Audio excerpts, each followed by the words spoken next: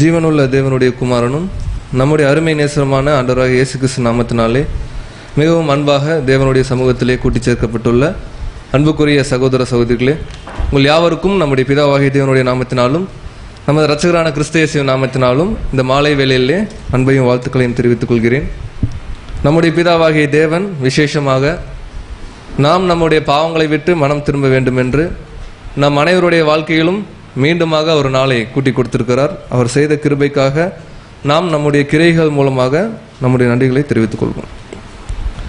நம்முடைய அப்பா இல்லைங்களா, அவருடைய ஒரு பெரிதான ஒரு கிருபை, நம்முடைய ஆண்டவராகிய இயேசு கிறிஸ்துவுடைய அந்த ஒரு அன்பை குறித்து நம்ம ஒவ்வொரு வாரமும் உன்னத பாட்டு அப்படிங்கிற ஒரு புத்தகத்திலேருந்து படிச்சுட்ருக்கோம். அதில் விசேஷமாக கடந்த வாரம் இன்னொரு அதிகாரத்துக்குள்ளே வந்தோம்னா 5th சாப்டர். ஸோ அந்த 5ஆம் அதிகாரத்தில் ஒரு சில திருப்பு முனைகள்னு சொல்லலாம். ஒரு சில விஷயங்கள் அவர் சபையை குறித்து சொன்ன ஒரு விஷயம், சபையினுடைய பலவீனம் அப்படிங்கிற ஒரு ஆங்கிளில் நம்ம படித்தோம் திரள் கூட்டத்துக்கு பதிலாக. ஸோ இன்றைக்கும் அதே போல் ஒரு சில வசனங்களை நம்ம தொடர்ந்து தியானிக்கலாம். கடந்த வாரம் பார்த்த பகுதியிலிருந்து நம்ம உள்ள போகலாம். உன்னத பாட்டு 5ஆம் அதிகாரம் வசனம் 1. உன்னத பாட்டு 5ஆம் அதிகாரம் 1ஆம் வசனம். என் சகோதரியே, என் மணவாளியே, நான் என் தோட்டத்தில் வந்தேன், என் வெள்ளை போலத்தையும் என் கந்த வர்க்கங்களையும் சேர்த்தேன், என் தேன் கூட்டை என் தேனோடு புசித்தேன், என் திராட்சரசத்தை என் பாலோடும் குடித்தேன். சிநேகிதரை புசியுங்கள், பிரியமானவர்களே குடியுங்கள், பூர்த்தியாய் குடியுங்கள். ஸோ இந்த ஒரு வசனத்தில் 2 பகுதிகள் இருக்கிறத நம்ம கவனிச்சோம் இல்லைங்களா. ஸோ இந்த சிநேகிதரை குடியுங்கள் புசியுங்கள்ன்றது ஒரு பார்ட்டும், மேலே சொல்லப்பட்ட வசனம் நம்முடைய ஆண்டவராக இயேசு கிறிஸ்துவ சபை 4ஆம் அதிகாரம் கடைசி வசனத்தில் இன்வைட் பண்ணுறாங்க. நீங்கள் என்னுடைய தோட்டத்துக்கு வாங்க, தோட்டத்தில் இருக்கிற கனிகளெல்லாம் புசிங்க அப்படின்னு சொல்லும்போது 5ஆம் அதிகாரம் ஆரம்பிக்கும் போதே நம்ம ஆண்டவராக இயேசு கிறிஸ்துவுடைய ஒரு வருகை. ஸோ வருகை அப்படின்னாலே சபை இருக்கிறப்ப அவர் வந்தார்னா செகண்ட் கம்மிங் தான். ஸோ அவர் 2ஆம் வருகையில் 2 விஷயத்தை முதல்ல சேர்க்கிறார். ஒன்று வெள்ளை போலம் மற்றும் கந்த வர்க்கங்கள், அது ஒரு வாசனை பொருள்னு பார்த்தோம். அதுக்கும் கடந்த வாரம் விளக்கம் பார்த்தோம். ஸோ இந்த 2 பொருட்களும் எதை அடையாளப்படுத்துது அப்படின்னு கேட்டிங்கன்னா, சபை தான் அந்த தோட்டம். இப்போ சபை சொல்லுது, ஆல்மோஸ்ட் நான் ரெடியாக இருக்கேன், நீங்கள் இந்த தோட்டத்தில் இருக்கிற கனிகளை எடுத்துகிட்டு போங்க அப்படிங்கும்போது, ஸோ கிறிஸ்துவுக்காக வாழ்ந்த பரிசுத்தவான்களுடைய ஒரு நிலைமை தான் இது அடையாளப்படுத்துது. அவர்கள் செய்த தியாகம் மற்றும் அவர்கள் செய்த அந்த பலியின் ஜீவியத்தினால தேவனுக்கு எப்படி ஒரு சுகந்த வாசனையாக அது போகுது அப்படிங்கிற 2 விஷயத்த கிறிஸ்து இங்கே அடையாளப்படுத்துகிறார். இந்த ஒரு விஷயத்தில் ஆண்டவராக இயேசு கிறிஸ்து வந்தோன்னா முதல்ல இந்த 2 காரியங்களை தன்னோட சேர்க்கிறத குறித்து நம்ம பார்த்தோம். ஸோ இது எதை அடையாளப்படுத்துது அப்படின்னு பார்க்கும் பொழுது, அவருடைய 2ஆம் வருகையின் காலத்தில் சபை இருக்கு பூமியில், பட் முதல்ல வந்தோன்னா 2 பொருட்களை தன்னோட சேர்க்கிறாருன்னு பார்த்தோம். ஸோ சபை இயேசு கிறிஸ்துவோட 2ஆம் வருகை வரைக்கும் எவ்வளோ பரிசுத்தவான்கள் அவருக்காக வாழ்ந்து அவருக்காக மரிச்சாங்களோ அவர்களில் தன்னோட கூட்டி சேர்க்கிற ஒரு விஷயம்தான் இந்த முதல் பார்ட்டை அடையாளப்படுத்துதுன்னு படித்தோம் கடந்த வாரம். அதில் ரொம்ப விசேஷமாக இந்த வெள்ளை போலம் அப்படிங்கிறது தேவனுடைய சித்தத்திற்கு நம்மளை ஒப்பு கொடுக்கறது. இயேசு கிறிஸ்து இதை தான் முதல்ல பண்ணார். அந்த யோர்தான் நதியில் ஞானஸ்தானம் வாங்கின ஒரு காரியம். ஸோ இதை யாரெல்லாம் பண்ணாங்க அப்படின்னா, இயேசு கிறிஸ்துக்கு அப்புறம் நமக்கு பைபிள் ரெக்கார்டாக நிறைய பேர் இருக்காங்க இல்லைங்களா. பேதுரு, பவுல், யோவான், இன்னும் சொல்லப்போனால் எல்லா அப்போஸ்தலர்களும், அதற்கு பின்னாடி நிறைய சீஷர்கள், அந்த சபையின் சரித்திரத்தில் வாழ்ந்த அநேக பரிசுத்தவான்களுடைய வாழ்க்கை தான் இல்லைங்களா. அவருக்காக வாழ்ந்து பல வருஷம் குழியிலே இருக்கிறவங்கள தான் முதல்ல தன்னோட சேர்க்கணும்னு ஆசைப்படுவார். ஏன்னா இந்த 7ஆம் சபை காலத்தை விட, நம்ம 7ஆம் சபைங்கிறனால நம்மளை அண்டர் எஸ்டிமேட் கூட பண்ணிக்கலாம், தப்பு இல்லை. 7ஆம் சபை காலத்தை விட இயேசு கிறிஸ்துக்கு ரொம்ப பிடிச்சவங்க அப்படின்ற ஒரு ஆங்கிளில் பார்த்தோம் அப்படின்னா கண்டிப்பாக ஆதிகால அப்போஸ்தலர்கள் எடுத்துக்கலாம்.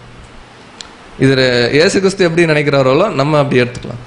ஏன்னு கேட்டிங்கன்னா, அவர் வாழ்ந்த வாழ்க்கையை கண்ணில் பார்த்தாங்க, அவர் எப்படி வாழணும்னு சொல்லி கொடுத்தாரோ அந்த வாழ்க்கையை வாழ்ந்தாங்க. பவுலுக்கெல்லாம் இது ஒரு இன்ஸ்பிரேஷன். ஸ்தேவான் அடி வாங்கினதை பார்த்து தான் பவுல் தன்னை ஒப்பு கொடுக்குறாருன்னு படித்தோம். இதுக்கு அடுத்த ஒரு காரியம் என்னன்னு கேட்டிங்கன்னா, அந்த சுகந்த வாசனை வீசுகிற நறுமண பொருட்கள், இவங்க பலியின் ஜீவியத்தில் தன்னை ஒப்பு கொடுத்த விஷயம், எப்படி நம்முடைய ஆண்டவர் 33 வருஷம் இந்த பூமியில் வாழும்போது பிதாவாகிய தேவனுக்கு அந்த மூமெண்டெல்லாம் விட கடைசியாக அவங்க ரத்த சாட்சியாக மறிக்கும் போது, அவங்களுடைய ஜீவன் இந்த பூமியிலேருந்து எடுபடும் போது அவர் பார்வையில் எப்படி இருந்துச்சுங்க? ஈடு பலி, எபேசியர் 5ஆம் அதிகாரத்தில் படிக்கிறோம். ஸோ இதே போல இயேசு கிறிஸ்து தன்னுடைய பிள்ளைகள் அந்த மாதிரி ஒரு தியாகமான வாழ்க்கையை வாழ்ந்து அந்த கோதுமை மணிகள் பூமியில் விழும்போது கண்டிப்பாக அவருக்கு அது ஒரு சுகந்த வாசனையாக இருக்கும். இன்ஃபேக்ட் பிதாவாகி தேவனுக்கும் அது இருக்குன்னு படித்தோம். ஸோ இவர்களை தன்னோட கூட்டி சேர்த்தார். அதுக்கப்புறம் தொடர்ந்து அந்த சிநேகிதரே அப்படிங்கிற விஷயம் இயேசு கிறிஸ்துவோட 2ஆம் வருகையில் வந்து தன்னுடைய பிள்ளைகளை அவர் சேர்த்துக்கிட்டா கூட அவர் கூட இன்னும் கொஞ்சம் சிநேகிதர்கள் ஸ்டில் இருக்காங்க. அவங்களுக்கு நிறைய சாப்பாடு போடுறாரு அப்படின்னு படித்தோம். அவர் 2ஆம் வருகையில் வந்து சாப்பாடு போடணுமா? அவங்க யார் அப்படின்னு பார்க்கும் பொழுது இந்த 7ஆம் சபை காலத்தில் வாழ்ற பரிசுத்தவான்களாகிய தேவனுக்கு சித்தம் இருந்தால் நாம் அப்படின்னு எடுத்துக்கலாம். ஸோ நம்மளுடைய அந்த ஒரு தியாகத்தை தான் தியாகம்னு சொல்ல முடியாது, நமக்கு தான் அவர் ஃபுட்டு கொடுக்குறார். அது மாத்திரம் இல்லை, அவரும் நம்மோட சாப்பிட்றன்னு கூட சொல்றார். நம்ம வெளிப்படுத்தல வசனம்லாம் படித்தோம். ஸோ 2ஆம் வசனத்துக்குள்ள கடந்து போகலாம். உன்னத பாட்டு 5ஆம் அதிகாரம் 2வது வசனம். உன்னத பாட்டு 5ஆம் அதிகாரம் 2ஆம் வசனம். நான் நித்திரை பண்ணினேன், என் இதயமோ விழித்திருந்தது. கதவை தட்டுகிற என் நேசரின் சத்தத்தை கேட்டேன். என் சகோதரியே, என் பிரியமே, என் புறாவே, என் உத்தமியே, கதவை திற. என் தலை பனியினாலும் என் தலைமயிர் இரவில் பெய்யும் தூறலினாலும் நனைந்திருக்கிறது என்றார். ஸோ நம்முடைய ஆண்டவராகிய இயேசு கிறிஸ்துடைய 2ஆம் வருகையின் காலத்துல நடக்கிற ஒரு விஷயம். அவர் வந்து தன்னுடைய பரிசுத்தவான்களோட தன்னோட சேர்த்து கொள்ற ஒரு காலத்துல இங்க இயேசு கிறிஸ்துவோடைய நண்பர்கள் சிநேகிதர்களாகிய நாம் என்ன பண்றோம் அப்படிங்கறதான் இந்த வசனம் இண்டிகேட் பண்ணுது. ஸோ 7ஆம் சபையை குறித்து தேவன் சூப்பரான ஒரு சர்டிபிகேட் வேற கொடுத்திருந்தார் ரெவலேஷன்ல, இல்லைங்களா? என்ன சர்டிபிகேட்? அதாவது நீ ஏதாவது ஒன்றா இருந்தால் பரவாயில்லப்பா, அப்படியே இருக்க எப்படி இருக்கு. ஸோ இந்த ஒரு பாயிண்ட் தான் இங்கே வந்து, ஏன்னா அநேக முறை இந்த வசனங்கள் தனியாக எடுத்து பார்க்கும் பொழுது திரள் கூட்டத்துடைய ஒரு கண்டிஷன், கண்டிப்பாக இந்த கேரக்டர்லாம் திரள் கூட்டத்துக்கு தான் இருக்கும். 7ஆம் சபைக்குள்ளே தான் யாரும் இருக்காங்க, திரள் கூட்டம் இருக்காங்க. ஸோ இந்த விஷயம் என்ன சொல்லுதுன்னா, நான் நித்திரை பண்ணினேன். இப்போ நம்ம நித்திரை பண்ணிட்டோம். லாஸ்ட் வீக் நித்திரைன்னு சொன்னோடனே பல பேருக்கு அதிர்ச்சியாக இருந்துச்சு. என் இதயமோ விழித்திருந்தது அப்படின்னு என்னன்னா, இயேசு கிறிஸ்து வந்து கதவை தட்டுறாரு. கதவு அப்படிங்கிறது நம்முடைய மனசு. அவர் கதவை தட்டி பேசுறது அப்படிங்கிறது அவருடைய சத்திய வசனங்கள் நமக்கு உள்ள வர விஷயம். நம்ம கதவையும் ஓப்பன் பண்ணல, தூங்கவும் இல்லை. அதான் ரெண்டுமே இல்லாத ஒரு கண்டிஷன். என்ன விஷயம்னா, இயேசு கிறிஸ்து வந்துட்டாருன்னு தெரியும், வந்து நம்மளை வாங்கன்னு சொல்லி கூப்பிடுறார். அந்த சவுண்டும் நல்லா கேட்குது. ஆனா எந்திரிச்சு போய் அவரை வீட்டுக்குள்ள இன்வைட் பண்ண முடியல. அப்படின்னா நம்ம மனசுக்குள்ள அவரை இன்வைட் பண்ண முடியல. அப்படியே கண்ணை மூடிட்டு தூங்குற மாதிரியே படுத்துட்டு இருக்கோம். அப்படின்னா எந்த ஒரு ஒர்க்குமே ப்ராப்பரா பண்ணாத ஒரு சூழ்நிலையில தான் 7ஆம் சபை இருந்துச்சுன்னு படிச்சோம். அவர் அதுக்கப்புறம் ஒரு வார்த்தையை சொல்றார், அப்ப கூட வரல. ரெவலேஷன்ல வசனம் படிக்கலாம் பின்னாடி. என் சகோதரியன் இன்வைட் பண்றார். ஃபர்ஸ்ட் கதவு தட்டும்போது வீட்டில் வராங்க, அம்மா அப்பா என்ன சொல்லுவாங்க? ஒரு டைம் தட்டுறாங்க, நம்ம தூங்கிட்டு இருக்கோம், செல்ல குழந்தைன்னு வச்சுக்கோங்க, வீட்டில் பேர் சொல்லுவாங்க. பேர் சொல்லி எந்திரிக்கலைன்னா நமக்கு ஏதாவது என்ன சொல்றது, நிக்நேம் அதை சொல்லி கூப்பிடுவாங்க. அந்த மாதிரி இயேசு கிறிஸ்து தன் மனசோர்வு இல்லை, சபை கிட்ட கேட்கிறாரு. சபை அவங்க மனசை ஓப்பன் பண்ணல. திரும்ப என் சகோதரியே அப்படின்றாரு. அப்பவும் நம்ம கண்ணை மூடிட்டு இருக்கோம். அப்படின்னா என்னன்னா, அவரை முழு மனசோட ஏற்றுக்கொள்ளக்கூடிய ஒரு நிலைமையில இப்ப நம்ம இல்லை.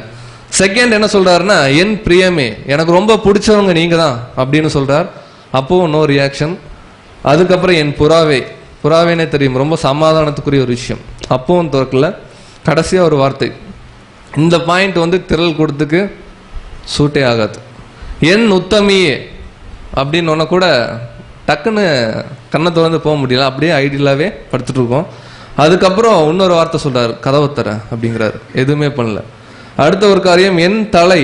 செகண்ட் கேட்டகரி என்ன சொல்றாருன்னா, இவ்வளவு சொல்லி நீங்க கதவை திறக்கல, இப்ப நான் ஒரு காரியம் உங்களுக்கு சொல்றேன். என் தலை வந்து பனியினால நனைஞ்சிட்டு இருக்கு, இரவில் போடுற தூரல்னால நினையுது அப்படிங்கிற ஒரு விஷயத்த சொல்றாரு. இது அப்படியே உருவகமா எடுத்து பாருங்களேன். இயேசு கிறிஸ்துவோட 2ஆம் வருகையில வந்து அவர் வீட்டுக்கு வெளியே நின்று கதவை தட்டி ஒரு கடும் குளிரான காலத்துல வர மாதிரிலாம் எடுத்துக்க முடியாது. அப்ப இயேசு கிறிஸ்து 2ஆம் வருகையில இந்த பாயிண்ட் வருது அப்படின்னா, அவர் ஒரு காரியத்தை நினைவு கொண்டு வர்றார். என்ன ஒரு காரியம்னா, இயேசு கிறிஸ்துவோடைய தலை எப்பொழுது பனியினால நிறைஞ்சுது. அதை கடந்த வாரம் படிச்சோம். கெத்செமனே தோட்டத்துல அவர் அந்த ஒரு தன்னுடைய பலிக்கு ஒப்பு கொடுக்கக்கூடிய டைம்ல நடக்கிற ஒரு ஈவெண்ட் நம்ம பார்க்கிறோம். அதை வந்து சபைக்கு நினைவு கொண்டு வர்றார். ஸோ இந்த வசனம் படிச்சிருங்க. வெளிப்படுத்தல் 3ஆம் அதிகாரம் 20வது வசனம். வெளிப்படுத்தல் 3ஆம் அதிகாரம் 20ஆம் வசனம். இதோ வாசற்படியிலே நின்று தட்டுகிறேன். ஒருவன் என் சத்தத்தை கேட்டு கதவை திறந்தால் அவனிடத்தில் நான் பிரவேசித்து அவனோட போஜனம் பண்ணுவேன், அவனும் என்னோட போஜனம் பண்ணுவான். ஸோ இது பர்டிகுலரா யார்கிட்ட தான் சொல்றாருன்னா 7ஆம் சபை காலத்துல தான் வந்து கதவை தட்டுறன்னு சொல்றாரு. 7ஆம் சபையை பத்தி எல்லாம் சொல்லிட்டு தான் நம்மளுக்கு இது ஒரு வார்த்தை கொடுக்குறாரு. இது நம்ம லூக்கால ஒரு ஓமையில படிச்சோம். ஓமைன்னு கூட சொல்ல முடியாது, எஜமான் வரும்போது விழிச்சிருக்கணும்னு படிச்சோம்.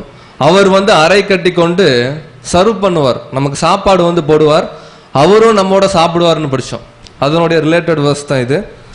இப்போவும் சபை ஒரு ரியாக்ஷனை கொடுக்கல. இதுக்கப்புறம் சாக்கு சொல்ல ஆரம்பிக்கிறோம் நம்ம இந்த டைம்ல. என்ன விஷயம்? அதான் 3வது வசனம். உன்னத பாட்டு 5ஆம் அதிகாரம் 3ஆம் வசனம். என் வஸ்திரத்தை கழற்றி போட்டேன், நான் எப்படி அதை திரும்பவும் உடுப்பேன்? என் பாதங்களை கழுவினேன், நான் எப்படி அவைகளை திரும்பவும் அழுக்காக்குவேன் என்றேன். ஸோ 2 முக்கியமான ஒரு விஷயத்தை வந்து இயேசு கிறிஸ்துக்கிட்ட நம்ம என்ன பண்றோங்க சொல்றோம். அந்த 2 முக்கியமான ரீசனும் பெரிய ரீசன் கூட இல்லை, அதுதான் கொடுமை. என்ன சொல்றோம்னா, ஆண்டவரே நைட் டைம் ஆயிடுச்சு, நான் என்ன பண்ணிட்டேன், ட்ரெஸ்ஸை அதாவது மேலே போடுற அங்கேயே நான் எடுத்து வச்சுட்டு நான் படுக்க போயிட்டேன். இப்போதான் என்ன பண்ணிட்டேன், ஃபேஸ் வாஷ்லாம் பண்ணிட்டு கை கால்லாம் கழுவிட்டு வந்து உட்காந்துருக்க. திரும்ப நான் நடந்து வந்து கதவை திறந்தேன்னா என்ன ஆயிரும், கால் அழுக்காயிரும். அதாவது இந்த பிக்சரில் பார்த்தோம் 7ஆம் சபை மாதிரி, அதாவது நம்மளை மாதிரி எக்ஸ்கியூசஸ் வந்து இது வரைக்கும் யாரும் கேட்டிருக்க மாட்டாங்க. ஏன்னா அதைத்தான் அவர் 7ஆம் சபையை குறித்து சொல்லும் போதே கிளியரா சொல்லிட்டார். நம்ம ஒரு டைம் வந்து பயங்கர ஜீல்ல ஒர்க் பண்றோம், ஒரு டைம் அப்படியே ஆப்போசிட்டா போறோம். ஸோ இந்த சாக்கு சொல்ற விஷயம் சபை வந்து இயேசுகிட்ட சொல்லுது. ஏன் அவங்க சொல்றாங்க அப்படின்னா, ஏதோ ஒரு மனசோர்வு, அவரோட போய் சேர முடியாத ஒரு சூழ்நிலை. இன்னொரு விஷயம் போறோம், என்னென்ன விஷயம்லாம் மனசோர்வை ஏற்படுத்தும், என்னென்னலாம் சாக்கு. இப்போ இயேசு கிறிஸ்து வந்து எவ்வளோ நாள் ஆச்சுங்க, எவ்வளோ வருடம் ஆச்சு, 100 வருஷத்துக்கு மேலாச்சு இல்லைங்களா? அவர் வந்து 7ஆம் சபை காலத்தில் வந்தாருன்னு பார்க்குறோம். இப்போ வரைக்கும் 7ஆம் சபை பூர்த்தி ஆகலை அப்படின்னா அதுக்கு ஒரு முக்கியமான ரீசன் என்னன்னு கேட்டிங்கன்னா, அந்த சபை ஜனங்களுடைய நிலைமை ஃபர்ஸ்ட். இன்னொன்று, அவங்க எவ்வளோ ஈகரா அவருடைய திட்டத்துக்குள்ளே போகிறாங்கன்ற விஷயம். அதில் 3 விஷயம் அவங்கள தடை செய்யுது. இதுதான் எக்ஸ்கியூஸ். ட்ரெஸ்ஸை கழட்டி வச்சது அப்படிங்கிறது இயேசு கிறிஸ்துவோடைய அந்த ஞானஸ்தானத்தில் வாங்கின வஸ்திரத்தை என்ன பண்ணிட்டோம், பார்ட் டைம் ஜாப்பாக யூஸ் பண்ணுறோம் அப்படின்னு படித்தோம் கடந்த வாரம். புதன்கிழமை வரும்போது எடுத்து போட்டுக்குவோம், செவ்வாய்க்கிழமை லீவு, வியாழக்கிழமை லீவு. ஸோ இந்த கண்டிஷனில் தான் இன்னைக்கு அவருடைய பரிசுத்தவான்களாகிய நாம் இருக்கிறோம்னு பார்க்குறோம். செகண்ட் விஷயம், ஃபர்ஸ்ட் பிஸ்னஸ், அடுத்து ஃபேமிலியோட போகிற கெட் டுகெதர், எது வேணாம், எதெல்லாம் தேவனுடைய திட்டத்தை விட்டு நம்மளை தனியாக வெளில எடுத்துகிட்டு போகுது அப்படிங்கிற ஒரு காரியம். 3வது, நமக்கு இருக்கிற ஹாபிஸ்.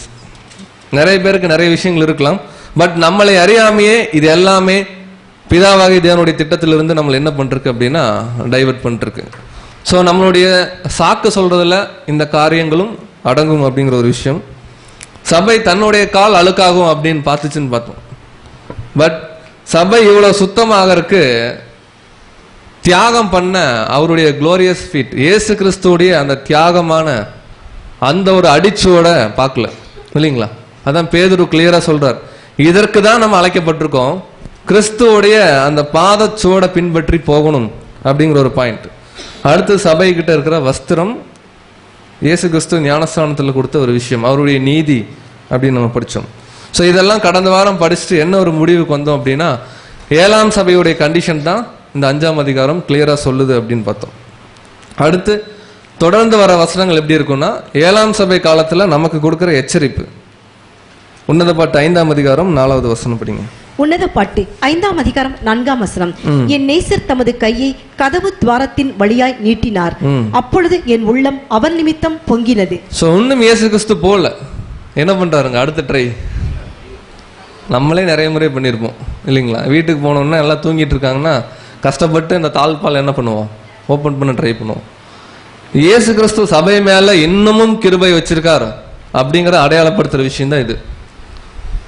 எங்க எவ்வளவு பெரிய மனுஷன் சொல்ல முடியாது, எவ்வளவு பெரிய ஆண்டவர். அவர் வந்து நம்மளை வந்து கதவு தட்டி ஓப்பன் பண்ணுங்க உள்ள வரேன் அப்படின்னு சொல்றதே ஃபர்ஸ்ட் பெரிய கிருபை.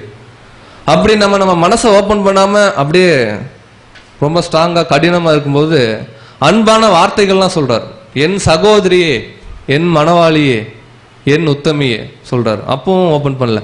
நான் இந்த மாதிரி வெளியே நின்று கஷ்டப்பட்டிருக்கேன், என் தலை வந்து பனியினால நினையுது அப்படின்னு சொல்றார். அப்பவும் நம்ம ஓபன் பண்ணல. ரீசன் மட்டும் கொடுக்குறோம், என்னால் வர முடியல, ஸோ ரீசன்னால இன்னைக்கு என்ன பண்ணிட்டேன், மீட்டிங் ஸ்கிப் பண்றேன், இயேசு கிறிஸ்துவோட ரீசன் கொடுக்குறோம். கடைசியா அவர் என்ன பண்றாருன்னா, நம்ம ஓபன் பண்ணாட்டி பரவாயில்ல, கதவு துவாரத்தின் வழியா, அவர் ஓபன் பண்றதில்ல, துவாரத்தின் வழியா கையை நீட்டுறார். கையை நீட்டி அந்த கைப்பிடியை ஓபன் பண்ண முயற்சி பண்ணும்போது சபை அப்படியே படுத்துட்டு அப்படியே பார்க்குது இயேசு கிறிஸ்து ட்ரை பண்ற விஷயத்த. பார்த்தோன்னே என்ன ஆச்சு அப்படின்னா, உள்ளம் பொங்குது. உள்ளம் பொங்குதுன்னு என்னங்க, நமக்கு பால் பொங்கி கேள்விப்பட்டிருப்போம், சந்தோஷம் பொங்குது இல்லையா? அந்த மாதிரி சபைக்கு ரொம்ப ஆனந்தம். ஏன்னா இயேசு கிறிஸ்து இவ்வளவு விஷயங்கள், இவ்வளவு தூரம் கிருபை கொடுக்குறான்னு சொல்லிட்டு ரொம்ப வேகமா ஓடுறாங்க. இது அந்த காலத்துல இருக்கிற விஷயம் தான், இன்னைக்கும் நம்ம வீடுகளில் பார்க்குறோம். கதவு இருந்தா கூட அந்த துவாரம்னு ஒன்று இருக்கும், அதை பிடிச்சி ஓபன் பண்ணுவாங்க வெளியிருந்து. அடுத்த வசனத்துக்குள்ள போங்க, 5ஆம் வசனம். உன்னத பாட்டு 5ஆம் அதிகாரம் 5ஆம் வசனம். என் நேசருக்கு கதவை திறக்க நான் எழுந்தேன். உடனே சபை எழுந்து போகுது. இயேசு கிறிஸ்துவுக்காக. கதவுன்னா வீட்டு கதவுன்னு நினைச்சுக்காதீங்க, நம்ம மனசுதான். அவருக்கு நம்மளை ஃபுல்லா ஒப்பு கொடுக்க நம்ம வர்றோம். முன் வரும்போது பூட்டின கைப்பிடிகள் மேல் என் கைகளில் இருந்து வெள்ளை போலமும் என் விரல்களில் இருந்து வாசனையுள்ள வெள்ளை போலமும் வடிந்தது. சோ கைப்பிடி மேல இயேசு கிறிஸ்து கை வச்சாரு இல்லைங்களா?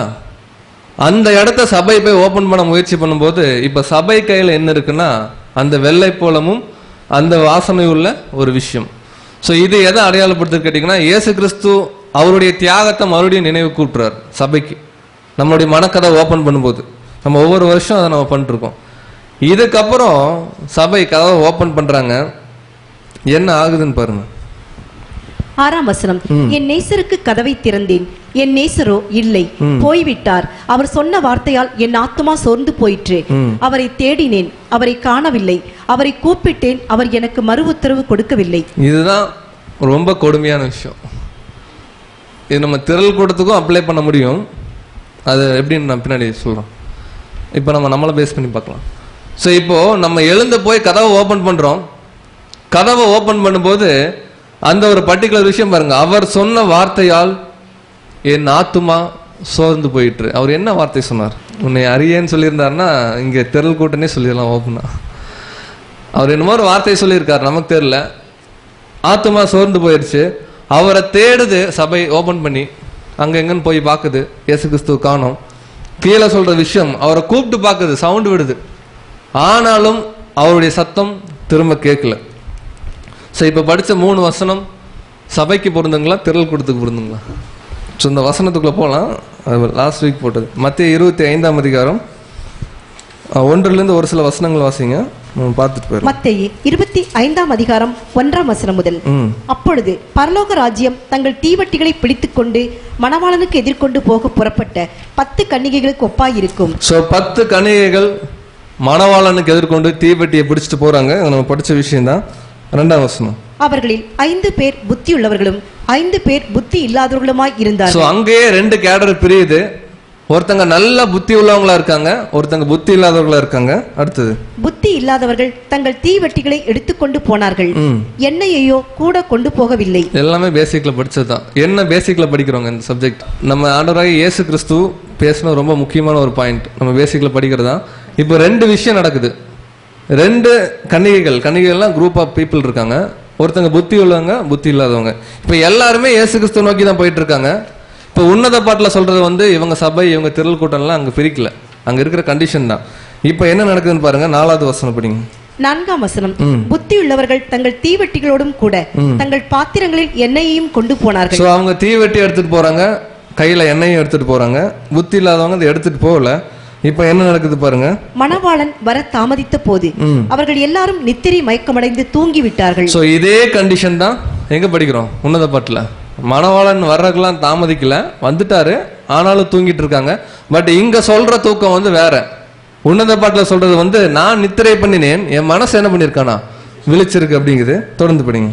நடு ராத்திரியிலே இதோ மணவாளன் வருகிறார், அவருக்கு எதிர்கொண்டு போக புறப்படுங்கள் என்கிற சத்தம் உண்டாயிற்று. சோ இங்க மணவாளன் வராரு, யார் எதிர்கொண்டு போறாங்க? சபை திரள் கூட்டம் எல்லாரும் மணவாளனுக்கு எதிர்கொண்டு போறாங்க. அங்க எப்படி இருக்கு? மணவாளன் வந்து கதவை தட்டுற வரைக்கும் தூங்கிட்டு இருக்காங்க. அப்ப இந்த விஷயத்துல நம்ம ரொம்ப கிளாரிஃபை பண்ணலாம். அங்க சொல்லப்பட்ட காரியங்கள் எல்லாமே சபைக்கு தான் பொருந்தும். பட் என்ன ஒரு எச்சரிப்பு கொடுக்குறாங்கன்னு கேட்டீங்கன்னா, ஏன்னா அதெல்லாம் நிழலா தான் படிக்கிறோம், எக்ஸாக்டா தேவனுடைய திட்டம் அங்க வர்றதில்லை. திரள் கூட்டம்னு எடுத்துக்கிட்டோம்னு வச்சுக்கோங்களேன், அந்த பாயிண்ட்டையும் பார்த்தோம். ஒருவேளை அங்க திரள் கூட்டம் எடுத்துட்டோம்னா பின்னாடி வர வசனங்கள் எல்லாம் யாருக்கு தான் பொருத்தணும்? திரள் கூட்டத்துக்கு தான். திடீர்னு சபைன்னு ஜம்ப் பண்ணக்கூடாது. அப்போ இங்க உன்னத பாட்டில் படிக்கிற எல்லா காரியங்களுமே சபைக்கு இருக்கிற பலவீனமான நிலைமை.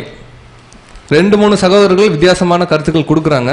பட் நம்ம என்ன ஒரு பாயிண்ட் எடுக்கலாம்னா, சபைக்கு இருக்கிற பலவீனம்.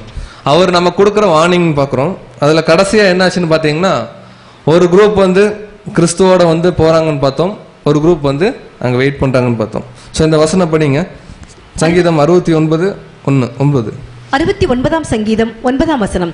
உம்முடைய வீட்டை குறித்து உண்டான பக்தி வைராக்கியம் என்னை பட்சித்தது, உம்மை நிந்திக்கிறவருடைய நிந்தனைகள் என்மேல் விழுந்தது. ஸோ இது ஒரு தீர்க்க தரிசனமான வசனம் படிக்கிறோம். ஸோ அந்த உன்னத பாட்டு பகுதியில் நேசர் வரும்போது தூங்கிட்டு கதவை ஓப்பன் பண்ணும்போது நேசர் இல்லைன்னு சொல்லி பார்க்குறோம்.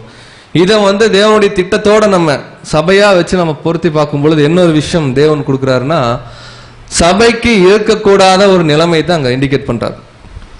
மணவாளன் ஆல்ரெடி வந்துட்டார், ஸ்டில் வந்து சபை அந்த இதுக்குள்ள வந்து தூங்கிட்டு தான் இருக்கு. தூங்கிட்டு இருக்குன்னா என்னன்னா பலவீனமா இருக்கு.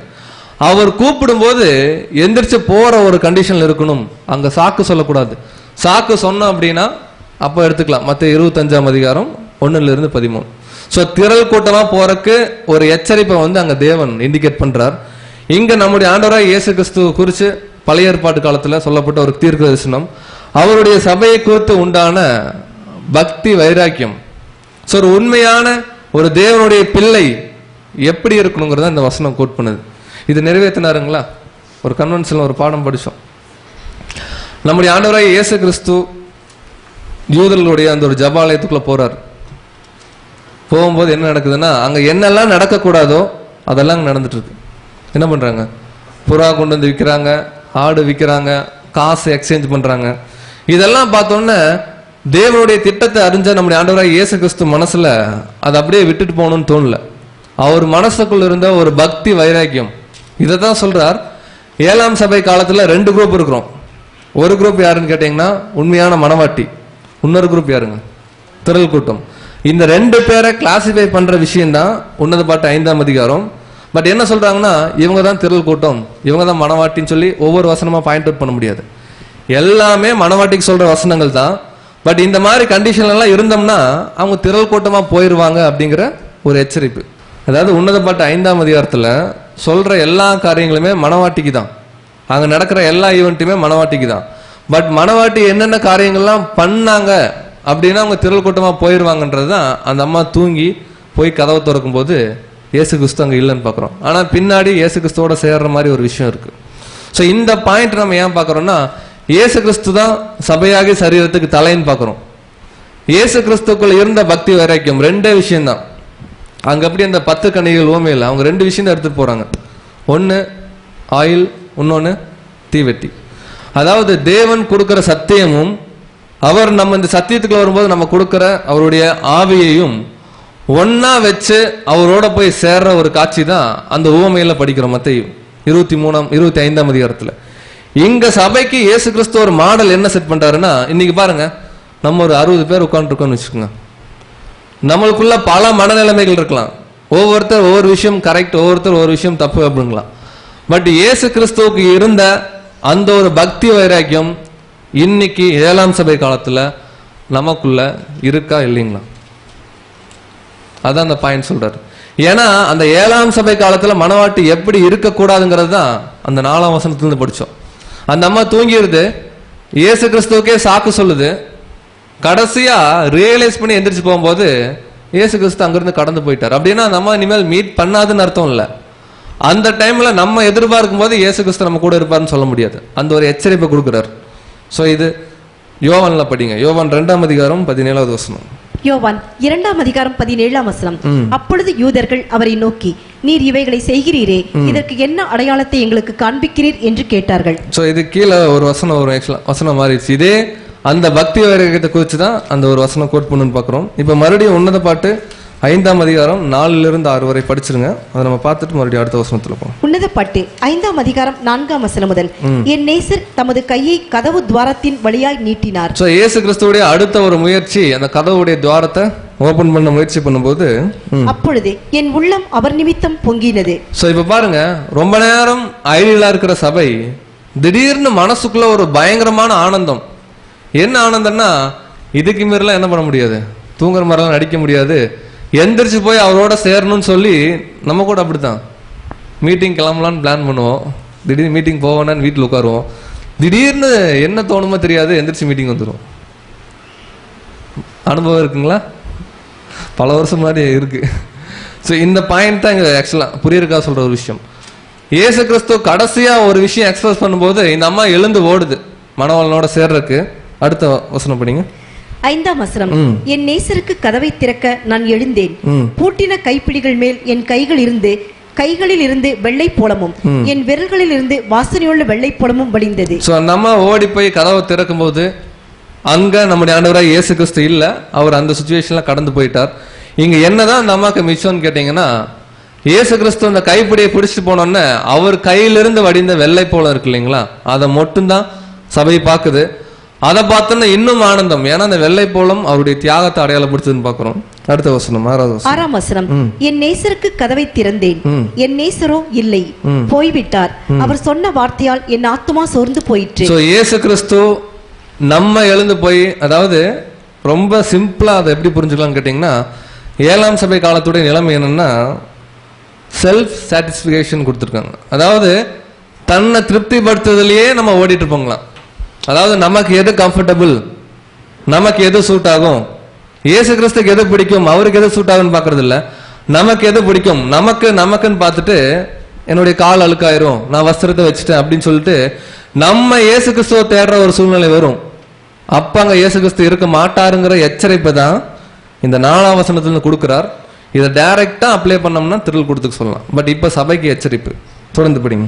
அவரை தேடினேன், அவரை காணவில்லை, அவரை கூப்பிட்டேன், அவர் எனக்கு மறு உத்தரவு கொடுக்கவில்லை. சோ நம்மளுடைய அந்த ஒரு சுயநலமான விஷயத்தெல்லாம் பார்த்துட்டு நம்ம இயேசு கிறிஸ்துவ தேடும் போதெல்லாம் கண்டிப்பா அவர் அங்க இருக்க மாட்டார் அப்படிங்கிற ஒரு காரியத்தை தான் இந்த வசனம் குறிப்பிடுது. அடுத்து 7வது வசனத்துக்குள்ள போலாம். 7ஆம் வசனம். நகரத்தில் திரிகிற காவலாளர் என்னை கண்டு என்னை அடித்து என்னை காயப்படுத்தினார்கள். அலங்கத்தின் காவற்காரர் என் மேல் இருந்த என் போர்வையை எடுத்துக்கொண்டார்கள். சோ அடுத்து இந்த அம்மா என்ன பண்ணுதுன்னா, இதே மாதிரி ஒரு சீன் உன்னத பாட்டுல இதுக்கு முன்னாடி படிச்சிருக்கோம். இந்த மாதிரி இல்ல, பட் இந்த அம்மா எழுந்து ஓடின மாதிரி. என்ன அதிகாரத்துல படிச்சோங்க? 3ஆம் அதிகாரத்தில். ஸோ 3ஆம் அதிகாரம் ஸ்டார்டிங்லேயே வந்துடும். நேசரை தேடி அந்த அம்மா ஓடும்போது எங்கேயுமே கண்டுபிடிக்க முடியாது, கடைசியா எதிர்கொண்டு வருவார்னு படித்தோம். இங்க இயேசு கிறிஸ்து கடந்து போனோன்னு எதனால கடந்து போனார் அப்படின்னா, இயேசு கிறிஸ்து வர்றது, நம்ம கதவை ஓபன் பண்ணி அவரோட போய் சேர்றது எல்லாமே நம்ம மனசு சம்பந்தப்பட்ட விஷயம். கதவுங்கிறது நம்ம மனசு, இயேசு கிறிஸ்து வர்றது அப்படிங்கிறது அவர் சொல்ற வார்த்தை. ஒருவன் என்னை பின்பற்றி வர விரும்பினால் நம்மளா விருப்பப்பட்டு அவரை நமக்குள்ள இன்வைட் பண்ணணும். ஸோ அது இங்க 7ஆம் சபை காலத்துல எதை அடையாளப்படுத்துதுன்னா செகண்ட் கமிங். ஸோ இந்த பாட்டுல மட்டும் சபை எழுந்து மறுபடியும் இயேசு கிறிஸ்துவ நோக்கி ஓடும் பொழுது 2 விஷயம் இங்க நடக்குது. நேரம் ஓடும்போது ஃபர்ஸ்ட் யாரை பாக்குறாங்கன்னா, வாட்ச்மேன், இந்த வாட்ச் டவர்ல இருக்கக்கூடிய ஒருத்தர். அவங்க என்ன பண்றாங்கன்னா அந்த அம்மாவை அடிச்சு பயங்கரமா காயப்படுத்துறாங்க. இதை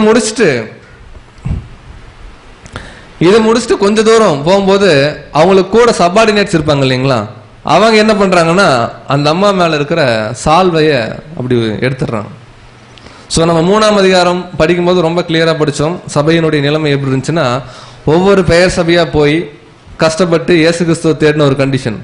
பட் இந்த 5ஆம் அதிகாரத்தை நீங்க நல்லா நோட் பண்ணீங்கன்னா, இந்த நகரம், இந்த ஒரு காவலாளிகள்லாம் வந்து பெயர் சபையை கோட் பண்ண முடியாது. நம்ம ஆல்ரெடி ட்ரூத்துக்குள்ள வந்துட்டாச்சு, அதெல்லாம் பாஸ்ட். நம்ம வந்து 7ஆம் சபை இந்த அழைப்புல இருக்கும்போது இங்க ஒரு காவல்காரன், அதே போல இங்க அவங்களுக்கு கீழே இருக்கக்கூடிய காவலாளர் மற்றும் காவல்காரர். இங்கிலீஷ்ல கிளியரா இருக்கும். எப்படி இருக்குன்னு கேட்டீங்கன்னா, வாட்ச்மேன் அண்ட் கார்ட்ஸ்மேன் அப்படின்னு இருக்கு. ஸோ அவங்களுக்கு கீழே இருக்கக்கூடிய ஒரு குரூப். ஸோ இவர்கள் இந்த உண்மையான சபையை துன்புறுத்தக்கூடிய ஒரு கண்டிஷன் நம்ம பார்க்க ரொம்ப அதிர்ச்சியா இருக்கலாம். ஆனா தேவன் சொல்ற விஷயம் அதான். ஸோ இங்க நம்ம எல்லாம் ஒரு சபை ஐக்கியத்துக்குள்ள வந்திருக்கோம். இங்க நமக்கு யாருங்க வாட்ச்மேன்? வாட்ச் டவர்னு வச்சுக்கோங்க அந்த மாதிரி. ஆனா அவங்க நம்மளை அடிச்சு துன்புறுத்துறாங்க. இது என்ன ஒரு பாயிண்ட் தெரியுங்களா? இங்க கோட் பண்றாங்க, 7ஆம் சபைன்னு வரும்போதே நம்ம எல்லாம் ஒரே அழைப்பில் இருக்கிறோம். பட் இங்க 2 குரூப் ஆஃப் பீப்புள் இருக்கிறோம் 7ஆம் சபை காலிங்ல. ஒன்னு வந்து கிரேட் கம்பெனி திரள் கூட்டம், இன்னொன்னு உண்மையான சபை. ஸோ இங்க இந்த பரிசுத்தவான்கள் மத்தியிலேயே திரள் கூட்டத்துக்குன்னு ஒரு சிலர் வந்து இருப்பாங்க. அது வந்து நம்மளால ஐடென்டிஃபை பண்ண முடியாது, இவங்க தான் சொல்ல முடியாது. சபைக்குன்னு ஒரு சிலர் ஓடிட்டு இருப்போம். ஸோ இவங்க தான் நம்ம ஐடென்டிஃபை பண்ண முடியாது. இங்க தேவன் கொடுக்குற எச்சரிப்பு என்னன்னு கேட்டீங்கன்னா 2 குரூப்பை தான் இங்க மெயினா அட்ரஸ் பண்றாரு பரிசுத்தவான்கள் மத்தியில். அவங்க எப்படி இருக்கக்கூடாதுங்கிறத இந்த வசனம். அந்த அம்மாவை அடிச்சு காயப்படுத்துறாங்க. 2வது விஷயம், அந்த அம்மா மேல இருக்கிற ஒரு போர்வை போட்டிருக்க ட்ரெஸ்ஸை வந்து எடுத்துடுறாங்க. ஸோ ஃபர்ஸ்ட் ஒரு காரியம் பார்க்கலாம். இது வந்து நாமினல் சர்ச்சை அடையாளப்படுத்தாது. இதற்கு பேர் என்னன்னு கேட்டீங்கன்னா த தேர்ட் பாபிலோன். அதாவது ஃபர்ஸ்ட் பாபிலோன் நேபுகாத் நேச்சார் மூலமாக உருவாக்கப்பட்டது. செகண்ட் பாபிலோன் நேபுகாத் நேச்சாருக்கு ஈக்குவலா இன்னைக்கு இருக்கிற பெயர் சபை. த தேர்ட் பாபிலோன் அப்படிங்கிறது பெயர் சபையிலிருந்து பிரிஞ்சு வந்து ஒரு ஐக்கியமா இருக்கிற நமக்குள்ள இங்க ஒரு நாமினல் சிஸ்டமோ ஒரு கோட்பாடோ இல்ல நாமினல் விஷயத்தை பின்பற்ற ஒரு சகோதரனோ ஒரு சகோதரியோ தேவனுடைய பார்வையில் எப்படி இருக்கான்னு கேட்டீங்கன்னா த தேர்ட் பாபிலோன். இது மறுக்க முடியாது இல்லைங்களா? தேவனுக்கு ஒரு காரியம் தெரியும். ஸோ இங்க அதான் பார்க்கிறோம், நாமினல் அமங் சோ கால் ட்ரூத் பீப்புள். இந்த சத்தியம் தெரிஞ்ச நமக்குள்ளேயே நாமினல் சர்ச்சுடைய விஷயம் இன்ஃப்ளூயன்ஸ் பண்ற ஒரு சிலர் நம்மளை என்ன பண்ணுவாங்க அப்படின்னா காயப்படுத்துவாங்க. யோசிச்சு பாருங்க, ஒரே சத்தியத்துல ஒரே நோக்கத்தோட ஓடுற ஒரு 10 பேர் இருக்காங்கன்னா அவங்களுக்குள்ள ஏதாவது மனக்கசப்பு வருங்களா? கண்டிப்பா வராது. அப்போ ஒரு மனக்கசப்பு வருது அப்படின்னா 2 கருத்து இருக்குன்னு அர்த்தம். அந்த பாயிண்ட் தான் இந்த ஒரு விஷயம் சொல்லுது. அதுல ஃபர்ஸ்ட் சொல்ற வாட்ச்மேன் யாரை அடையாளப்படுத்துது அப்படின்னு கேட்டீங்கன்னா, வாட்ச்மேனுடைய வேலை என்னங்க? வாட்ச் டவர்ல இருப்பாருன்னு சொல்லிடுறாங்க. ஸோ கண்காணிக்கணும். அதாவது அவர் ஒரு சிட்டியை பாதுகாக்கிறார் அப்படின்னா அந்த சிட்டிக்கு என்ன ஆபத்து வந்தாலும் யார் தான் பொறுப்பு? வாட்ச்மேன். பட் இங்க என்ன ஒரு கண்டிஷன் தேவன் சொல்றாருன்னா, அந்த வாட்ச்மேனே உண்மையான ஒரு தேவனுடைய பிள்ளையை போட்டு அடிச்சு துன்புறுத்துறார். ஸோ என்ன பாயிண்ட் அப்படின்னு கேட்டீங்கன்னா, இங்க நமக்கு தேவன் சொல்ற ஒரு பாயிண்ட். ஆக்சுவலா இங்க கூட தேவன் கொடுக்கிற ஒரு வாய்ப்பை தவறா யூஸ் பண்றதுக்கு வாய்ப்பு இருக்கு அப்படிங்கிறாங்க. ஸோ இந்த வாட்ச்மேன் அப்படிங்கிறது இங்க வந்து எல்டர்ஸை அடையாளப்படுத்துறோம். எல்டர்ஸ் அப்படின்னா இவங்கெல்லாம் நீங்க ஃபிக்ஸ் பண்ணிடக்கூடாது. நம்ம எல்லாருமே என்ன கண்டிஷன்ல தான் இருக்குன்னு கேட்டீங்கன்னா ஒவ்வொருத்தர் ஒவ்வொரு கண்டிஷன்ல இருக்கணும். ஸோ இங்க இவர்களுக்கு என்ன ஒரு விஷயம் தேவன் கொடுக்கிறார் அப்படின்னா, வசனம் படிங்க. யோவான் 27ஆம் அதிகாரம் 17வது வசனம், 21ஆம் அதிகாரம் 17ஆம் வசனம். பேதுரு கிட்ட சொன்னார், இதே எச்சரிப்பு தான் இந்த 7ஆம் சபை காலத்துல வாழ்ற நமக்கும் சொல்றாரு. படிங்க. யோவான் 21ஆம் அதிகாரம் 17ஆம் வசனம். மூன்றாம் தரம் அவர் அவனை நோக்கி, யோனாவின் குமாரனாகி சீமோனே, நீ என்னை நேசிக்கிறாயா என்று அவர் 3ஆம் தரம் தன்னை கேட்டபடியினாலே பேதுரு துக்கப்பட்டு, ஆண்டவரே, நீர் எல்லாவற்றையும் அறிந்திருக்கிறீர், நான் உம்மை நேசிக்கிறேன் என்பதையும் நீர் அறிவீர் என்றான். இயேசு, என் ஆடுகளை மேய்ப்பாயாக என்றார். சோ இது நம்மளா தெரியும். இயேசு கிறிஸ்து உயிர்த்தெழுந்த உடனே பேதுரு மற்றும் அவங்க கிட்ட எல்லாம் பேசுவதற்காக 3 முறை கேட்கிறார். யாருக்கிட்டன்னு கேட்டீங்கன்னா பேதுரு கிட்ட. ஃபர்ஸ்ட் என் ஆடுகளை மேய்ப்பாயாக, என் ஆட்டுக்குட்டிகளை மேய்ப்பாயாக, மறுபடியும் என் ஆடுகளை மேய்ப்பாயாக. இது 3ம் எதற்கு அடையாளமா படிச்சிருக்கோங்க நம்ம? அதை வந்து ரிமெம்பர் பண்றாரு இயேசு கிறிஸ்து, எடுத்துக்கலாம். இன்னொரு விஷயம் என்ன கேட்டீங்கன்னா, அந்த காலத்துல பேதுரு தான் பின்னாடி வரக்கூடிய சபையை லீட் பண்ணணும் அப்படிங்கறதுனால 3 முறை கேட்கிறார். 3 முறையும் பேதுரு கண்டிப்பா பண்ணுவேன்னாரு. இயேசு கிறிஸ்துவும் அவருடைய மந்தைகளை எப்படிதான் மேய்ச்சாருங்க? கரெக்டா மேய்ச்சார். இயேசு கிறிஸ்து மூலமா வந்த அப்போஸ்தலர்களும் அவருடைய மந்தைகளை எப்படிதான் மேய்ச்சாங்கன்னா ரொம்ப கரெக்டா மேய்ச்சாங்க. இந்த பாயிண்டையும் பார்த்துடலாம். ஸ்லைடு மாறிட்டு இருக்கு. அடுத்து அங்க இருக்கக்கூடிய காவற்காரர் படிச்சோம். அவங்களுக்கு கீழே இருக்கிற காவலாளிகள் யாரும் அடையாளப்படுத்துறேன்னு கேட்டீங்கன்னா, இன்னைக்கு நம்ம எல்லாரும் தான். இந்த பாயிண்ட்ல மட்டும் நம்ம எல்லாரும் தான் எடுத்துக்க முடியும். டீக்கன்ஸ். அதாவது இந்த 2 குரூப் ஆஃப் ஜனங்களுக்கு மட்டும்தான் தேவன் பெரிய ஒரு விஷயத்தை கொடுத்திருக்கிறார். ஏன்னா அவங்கள நம்பி பல ஆயிரக்கணக்கான ஜனங்கள் நடந்துட்டு இருக்காங்க. ஸோ இயேசு கிறிஸ்து சொல்றார், நானே வழியும் சத்தியம் ஜீவன்னாரு. அவர் பின்னாடி எல்லாம் போனாங்க. இதுக்கப்புறம் அப்போஸ்தலனாகிய பவுல் பேதுரு வந்தாங்க, அவங்க பின்னாடி எல்லாரும் போனாங்க. இப்ப அதே பார்ட் எங்க வந்து நிக்குதுன்னு கேட்டீங்கன்னா, இந்த 7ஆம் சபை காலத்துல வாழ்ற நமக்கு வந்து நிக்குது. ஸோ இங்க இருக்கக்கூடிய காவலாளிகள் அப்படிங்கிறது நம்ம கூட இருக்கிற நம்ம எல்டர்ஸ் அப்படி எடுத்துக்கலாம். ஸோ இங்க இருக்கக்கூடிய டீக்கன்ஸ் அப்படிங்கிறதும் தெரியும், சபையை கண்காணிக்கக்கூடியவங்க. இவங்களுக்கு தேவன் வந்து ஆப்போசிட்டா சொல்றாரு ஒரு விஷயத்தை. அவங்க என்ன பண்றாங்களா, ஒரு உண்மையான திருச்சபையை வந்து துன்புறுத்துறாங்களாம். இதை நம்ம எப்படி எடுத்துக்க முடியுங்க? நம்ம யாராவது துன்புறுத்துறோமா? துன்புறுத்துறாங்கன்னு சொல்லல, துன்புறுத்துறோமான்னு கேட்கிறேன் கேள்வி. அப்போஸ்தலர் 20ஆம் அதிகாரம் 28 மற்றும் 29. அப்போஸ்தலர் 20ஆம் அதிகாரம் 28ஆம் வசனம். ஆகையால் உங்களை குறித்தும் தேவன் தம்முடைய சுய ரத்தத்தினாலே சம்பாதித்துக் கொண்ட தமது சபையை மேய்ப்பதற்கு பரிசுத்த ஆவி உங்களை கண்காணிகளாக வைத்த மந்தை முழுவதையும் குறித்தும். சோ ஃபர்ஸ்ட் விஷயம், அப்போஸ்தலனாகிய பவுல் எபேசு சபையில் இருக்கிற மூப்பர்கள் எல்லாம் அழைச்சு அவர் ஃபீல் பண்றார். என்ன தெரியுங்களா ஃபீல் பண்றாரு? இனிமேல் உங்களை நான் பார்க்க வரமாட்டேன். ஸோ இனிமேல் நீங்க எப்படி இருக்கணும் அப்படிங்கிறத இங்க சொல்றார். உங்களை குறிச்சும் தேவன் தம்முடைய சுய ரத்தம், யாருங்க அது? இயேசு கிறிஸ்து ரத்தத்தினால மீட்கப்பட்ட அந்த சபையை குறிச்சும் பரிசுத்த ஆவியை உங்களை கண்காணியாக வைத்த மந்தை, ஒட்டுமொத்த எல்லாரை குறிச்சும் நான் ஒன்று சொல்றேன்னு சொல்லிட்டு எச்சரிக்கையாய் இருங்கள். ஸோ இன்னைக்கு நமக்குள்ள இருக்க வேண்டிய எச்சரிப்பு என்னன்னு கேட்டீங்கன்னா, த டாக்ட்ரினல் கான்ஃபிளிக்ட்னு சொல்லலாம், இல்லை வந்து கான்ட்ரவர்சின்னு சொல்லலாம். ஸோ இந்த ஒரு பாயிண்ட்ல மட்டும் இப்போ பாருங்க, நம்ம எல்லாருமே இருக்கோம் இங்க, வந்து டீக்கன்ஸ் இருக்கோம், எல்டர்ஸ் எல்லாருமே இருக்கோம். பட் இங்க இயேசு கிறிஸ்து சொல்ற ஒரு முக்கியமான பாயிண்ட் என்னன்னு கேட்டீங்கன்னா, சபை யாரை நம்பி தான் போயிட்டு இருக்கு? இயேசு கிறிஸ்து. இயேசு கிறிஸ்து கீழே அப்படியே வந்தீங்கன்னா அப்போஸ்தலர்கள், அப்படியே வந்து எல்டர்ஸ், டீக்கன்ஸ், அப்புறம் எக்லீசியா மெம்பர்ஸ். ஸோ இந்த பாயிண்ட்ல மட்டும் அவங்க என்னதான் ஒரு விஷயத்தை கடைபிடிக்கணும்னு நீங்க தேவன் சொல்றான்னு கேட்டீங்கன்னா, இந்த கான்ட்ரவர்சி, இந்த ஒரு கான்ஃபிளிக்ட்ல வரும்போது இவங்க எக்காரணத்தை கொண்டும் சபை ஜனங்களை மிஸ்கைட் மட்டும் என்ன பண்ணக்கூடாது, பண்ணிடக்கூடாதுங்கிற ஒரு பாயிண்ட் தான். இதுக்குன்னு ஒரு வசனம் படிங்க. யாக்கோபு 3ஆம் அதிகாரம் 1 மற்றும் 2 வசனங்கள். யாக்கோபு 3ஆம் அதிகாரம் 1ஆம் வசனம் முதல். என் சகோதரரே, அதிக ஆக்கினை அடைவோம் என்று அறிந்து உங்களில் அநேகர் போதகராக இருப்பீர்களாக. சோ இங்க யாக்கோபு ரொம்ப கிளியரா சொல்றாரு. என்ன ஒரு பாயிண்ட்னா, ஜட்ஜ்மெண்ட் யாருக்கு தான் அதிகங்க? யாரெல்லாம் போதகம் பண்றோமோ எல்லாருமே தான் போதகம் பண்றோம், எல்லாரும் ஒத்துக்குங்க. அவங்களுக்கு தான் அதிக ஆக்கினி அப்படிங்கிற ஒரு பாயிண்ட் சொல்லிட்டு கீழே என்ன விஷயத்தை அவர் கோட் பண்றாரு பாருங்க. நாம் எல்லாரும் அநேக விஷயங்களில் தவறுகிறோம்.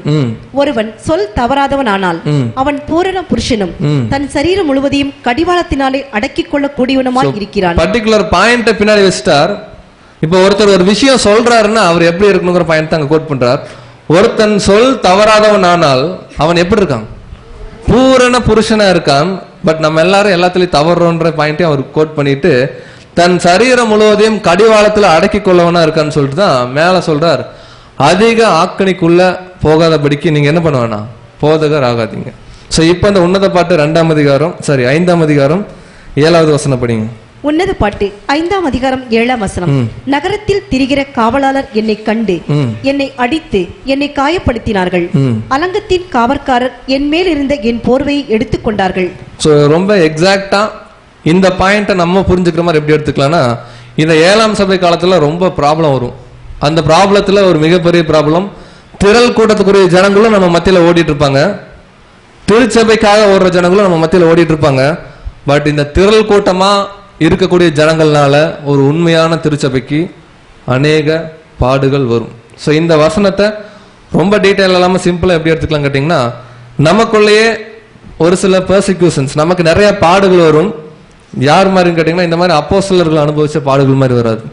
ஸோ இந்த 7ஆம் சபை காலத்துல வரக்கூடிய ஒரே பாடு என்னதாங்க? மென்டலி. ஸோ இன்னைக்கு நம்ம அநேக விதமான சூழ்நிலைகள்ல இருந்து கடந்து வந்தா கூட ஒரு உண்மையான ஒரு திருச்சபையா வாழ்ற ஒருத்தரை, ஒரு சகோதரியோ சகோதரனையோ அந்த திருச்சபையா வாழ விடாம தடுக்கிறாங்க இல்லைங்களா?